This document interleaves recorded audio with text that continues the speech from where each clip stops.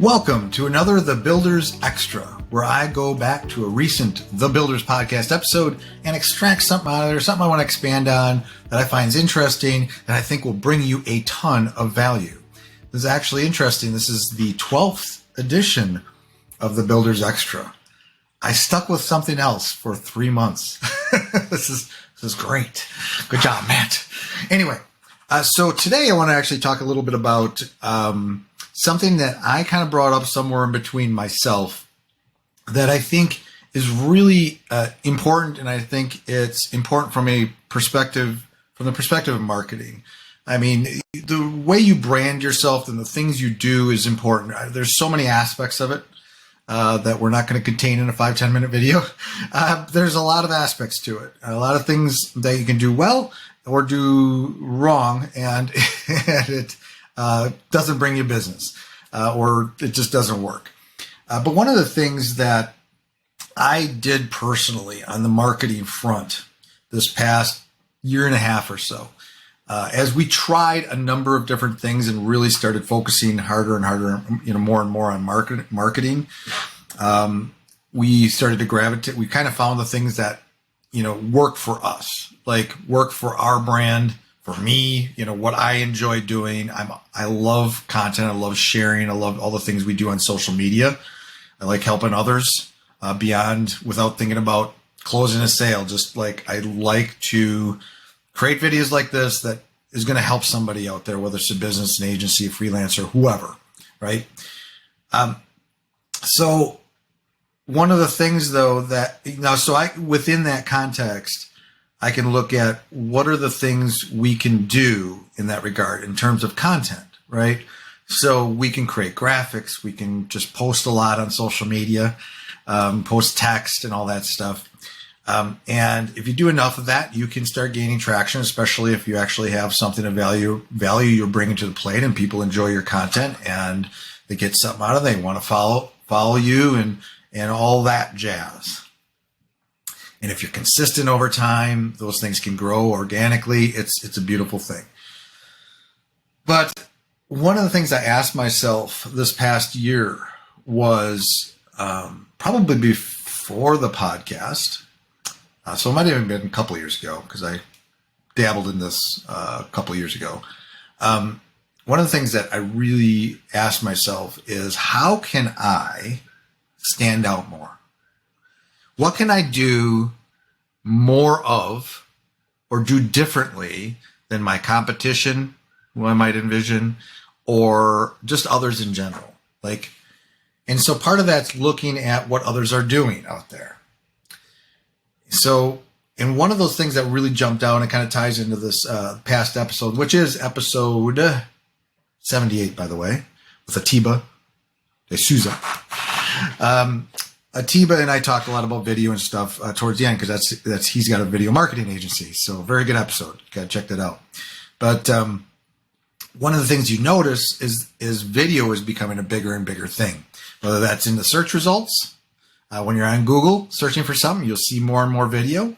Whether that's all the video apps out there and all the things that's going on in that space. But just in general, any social media, even LinkedIn, there's people posting videos. So, and one of the things that, back to what I was just saying, one of the things I asked myself, what can I do more of that maybe even is difficult for the average person to do? Because if you can do something that's going to gain traction and can give you exposure and engagement and all that stuff that others have a hard time doing, it's, that's a good thing, right? It's not an easy thing. Like we talked about also in that episode where kind of my journey and how I got used to just hearing my voice and then coming to video, just getting used to seeing myself on camera. It doesn't bother me at all anymore because I've done hundreds, probably 1,000 videos at this point. So I don't even really think about it. I can even watch myself on video. It doesn't bother me when I'm doing editing or whatever. It's almost like I see myself as a third person. Like I'm not I don't know. I don't think about it. I don't think about, oh gosh, my hair could have been done better, or, that's out of place or whatever. But so I felt that if I was going to really, I looked at the whole picture of where we're headed, like video is becoming this huge thing in social media and all this stuff, of course I got to do it. So I started, I did some TikTok for the year and a half, built an audience there, kind of left TikTok quite a while ago now. My account's private, but I built up like a 5,000 followers there. You could still actually ask to join my account. I don't ever go there, so it might be a while before I add you. But then Instagram, I started doing some video there as well. I was doing like a little journal videos there, just kind of documenting my journey, especially early on. I kind of stopped doing that because I decided the reason I stopped TikTok and also kind of doing stuff on Instagram is because I really tripled down on this podcast, and then YouTube. So I started focusing more on YouTube. I'm creating these type of videos on YouTube, but I'm even doing more. I'm even quadrupling down on this now, right? I'm doing more and more and more video because I know that this is what's going to help me stand out. It's something that not everyone can do or is shy to do or whatever. If I'm going to gain attention to my brand, if I'm going to have an impact online, I know that I have to embrace video. So really that's the lesson is, and it may not be video for you. It may be something entirely different that you do. It's a different type of marketing that maybe not everyone's doing. It's that kind of mentality though, that kind of thinking, where I'm always going to try to find something where I can one up the other person, right? Or I can do a little bit more. And then try to, even within that, like the video, like we even do more, but some people might just do a podcast, publish it each week, and they're done.